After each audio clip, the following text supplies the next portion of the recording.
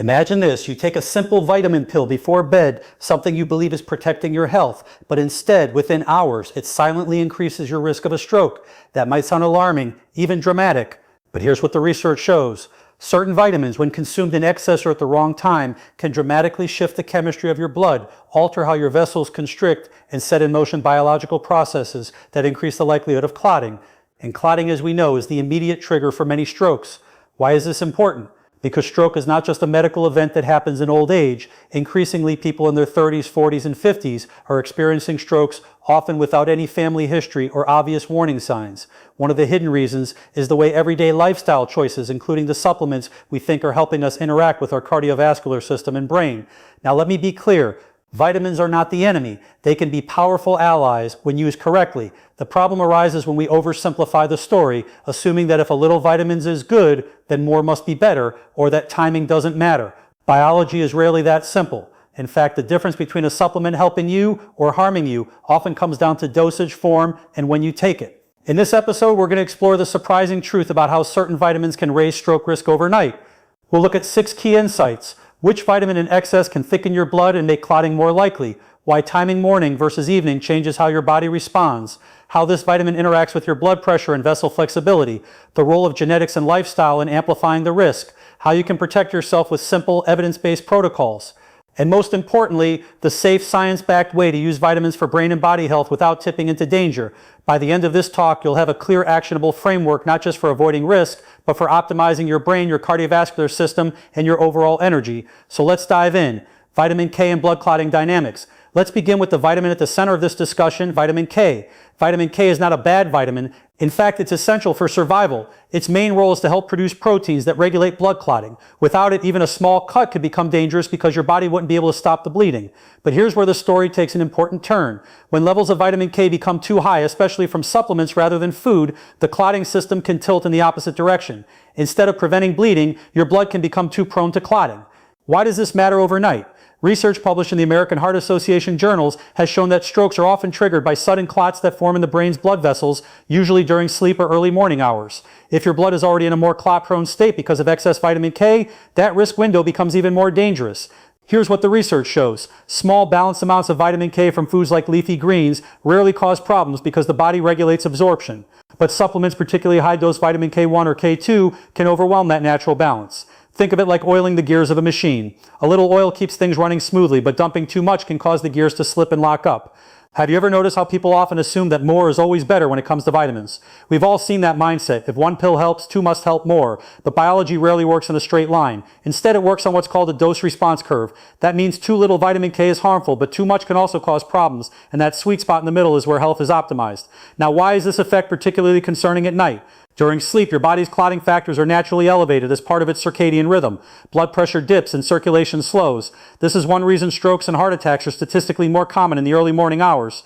If you add excess vitamin K into that equation right before bed, you're effectively stacking the deck against your blood vessels. A simple analogy, imagine a river at night when the current slows down. If you throw a bunch of debris into it, sticks, leaves, rocks, it's more likely to clog and form a dam because the water isn't moving quickly enough to clear it out. Similarly, when circulation slows during sleep, your blood is more likely to clot if it's already been primed with excessive clotting factors from vitamin K. So what can you do about it? First, recognize that food-based vitamin K is safe. Spinach, kale, broccoli, these come packaged with fiber, water, and other nutrients to keep the body in balance. Second, if you are taking supplements, be mindful of dosage. Most people don't need high-dose vitamin K unless prescribed for a specific medical reason, like reversing blood-thinning medication. Here's a practical tool. If you're supplementing vitamin K, take it earlier in the day rather than at night. This gives your body time to metabolize it while circulation and vessel activity are higher. Another protocol is to discuss with your doctor whether blood clotting markers like INR or prothrombin time should be checked if you're on long-term vitamin K supplementation. And finally, always remember the principle of balance. Supplements are meant to support health, not override biology. The goal is not zero vitamin K and not maximum vitamin K, but the right amount at the right time. One of the most overlooked factors in supplement safety is timing. We often think about what we take and how much we take, but rarely about when we take it. Yet biology runs on time. Your brain, your heart, your liver, even your immune cells, they all follow circadian rhythms, the 24-hour cycles that dictate how your body functions across day and night. Now, why does this matter for vitamins and stroke risk?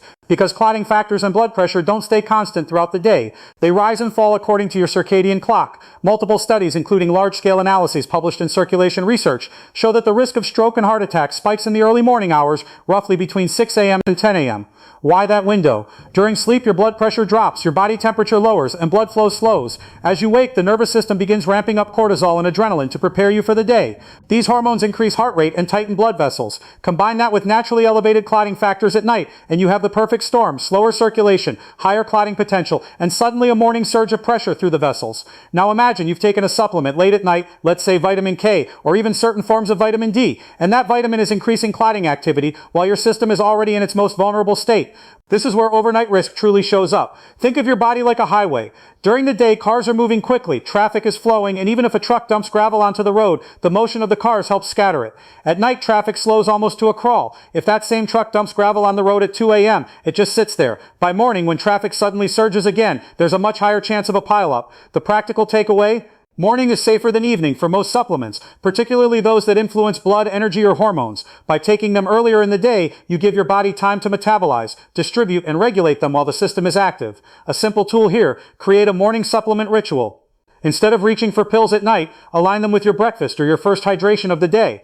This does two things. It anchors the habit to something you already do, so you won't forget. It keeps the supplement's peak activity aligned with your body's natural rhythms, reducing risk. This principle isn't just about vitamin K. Other fat-soluble vitamins like vitamin D or E can also interact with clotting and vessel function. Minerals like calcium and magnesium also follow circadian absorption patterns, so timing really does matter. Now let me pause for a moment, because if insights like this are resonating with you, if you're realizing how much power there is in aligning health with your body's natural biology, I'd invite you to subscribe to this channel. That way you'll keep getting grounded. Science-based tools to optimize your brain and body. No hype, just practical protocols that actually work. Back to our point. Timing is not just about reducing risk, it's about optimizing benefits. Morning supplementation not only lowers the chance of clotting-related issues, it also enhances energy, focus, and nutrient absorption when your metabolism is more active. It's about moving from safe to optimal. So the rule is simple: avoid late-night supplementation of clotting-related vitamins. Instead, shift them to morning, or at least early afternoon. This one adjustment can lower your stroke risk and improve the effectiveness of your supplementation overall. At the heart of stroke prevention is one key principle: blood vessel flexibility. The more your arteries and veins can expand and contract smoothly, the better your body can regulate blood flow, pressure, and clotting. When vessels stiffen or constrict at the wrong time, the risk of stroke and cardiovascular events goes up dramatically.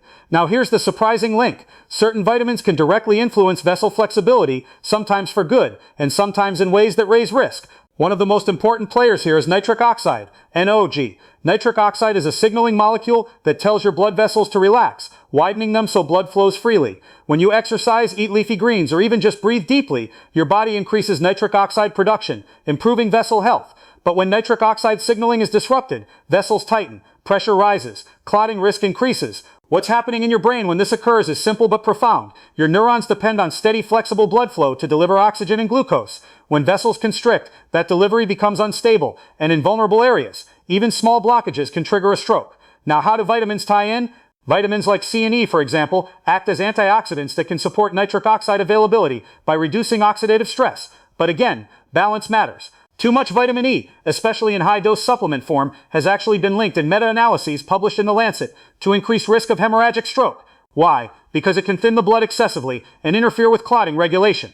On the other hand, certain B vitamins like folate play a role in reducing homocysteine, an amino acid that, when elevated, damages vessel lining and reduces flexibility. So we have a spectrum. Some vitamins protect vessel flexibility, but when taken at the wrong dose, wrong time, or in isolation from diet, they can tilt the system out of balance. Here's a practical analogy. Think of your blood vessels like garden hoses. When the hose is flexible, water flows smoothly even if pressure rises. But if the hose becomes stiff or kinked, pressure builds, and the chance of rupture or blockage skyrockets. Now imagine adding supplements that either soften the hose walls or, in excess, thicken the water flowing inside. The outcome depends entirely on balance. A common mistake people make is assuming nighttime supplementation works better because the body repairs itself during sleep. While that's true for some processes, vitamins that alter vascular tone, particularly Ke and even high doses of D, can actually disrupt the natural nighttime balance where vessels are meant to relax and recover. Instead of aiding repair, they create conditions of constriction or altered clotting just when circulation is slowing. So what can you do to enhance vessel flexibility in safe, practical ways? Leverage food first. Leafy greens like spinach and arugula are rich in nitrates, which your body converts into nitric oxide naturally. Eating these earlier in the day supports vessel flexibility without the risks of overdosing. Hydration. Dehydration thickens the blood and stiffens vessel response. Simply drinking a glass of water before bed can reduce nighttime clot risk, but skip the vitamin pills at that time. Exercise. Even light physical activity like walking boosts nitric oxide. Think of it as daily training for your blood vessels. Smart supplementation timing. If you use vitamin C or B vitamins for vascular support, take them with your morning meal. Keep fat-soluble vitamins like D or E in moderate doses, and always avoid high late-night dosing. The empowering idea here is this. You don't have to fear vitamins, but you do need to respect their timing and interactions. Vessel flexibility is like resilience in life. It's about adaptability, not rigidity. The more you align your supplement use with natural rhythms and supportive lifestyle habits, the more you protect your brain and heart. So far, we've talked about vitamins, clotting, timing, and vessel flexibility. But here's a deeper layer that most people never consider. Your genetics and your lifestyle can completely change how vitamins affect you. One of the best studied examples is a genetic variation in the MTHFR gene. This gene helps your body process folate, a B vitamin essential for DNA repair and blood vessel health. People with certain MTHFR variants don't metabolize folate efficiently, leading to higher levels of homocysteine in the blood. Why does that matter?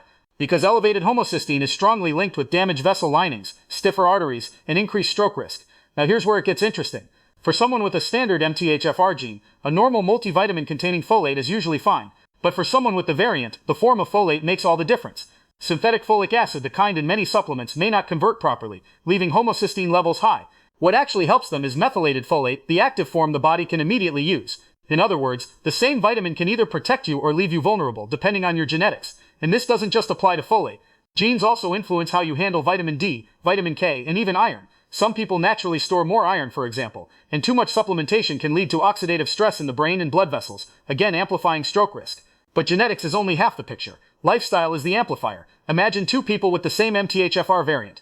One eats a diet rich in greens, exercises, manages stress and sleeps well. The other lives on processed food, stays sedentary, and burns the candle at both ends. Even with identical genetics, their outcomes will look very different. Why? Because lifestyle either buffers or magnifies the genetic tendency. Think of it like this. Genetics loads the gun, but lifestyle pulls the trigger. Here's what the research shows. In people with genetic vulnerabilities, simple behavioral tools can dramatically lower risk. For example, dietary shifts. A folate-rich diet, leafy greens, beans, avocados, lowers homocysteine naturally. Regular movement. Exercise not only boosts nitric oxide for vessel flexibility, but also improves gene expression, literally changing how your DNA is read. Stress management. Cortisol spikes from chronic stress accelerate vessel damage, but practices like breathwork and meditation reduce that load. And when it comes to supplements, the tool is personalization. If you've ever wondered whether a standard vitamin regimen is right for you, a simple blood test for homocysteine, vitamin D, or clotting markers can give you a much clearer picture. At this point, you might be thinking, this is a lot to consider. How do I know what applies to me? That's exactly why we're building this community. If insights like these are helping you connect the dots between genetics, lifestyle, and brain health, I'd love for you to subscribe to this channel. Here we break down the science in clear, actionable ways, so you can actually use it to improve your daily life. Back to our theme, the empowering message is that you're not a prisoner of your genes. You may carry a risk variant, but your choices determine whether that risk ever manifests. By adjusting how you eat, when you supplement, and how you manage stress and sleep, you're essentially flipping the switches on your biology. If you're supplementing, do it with awareness of your genetics and lifestyle. Don't assume a one-size-fits-all approach. Use food first, test when necessary, and tailor supplements to your actual biology.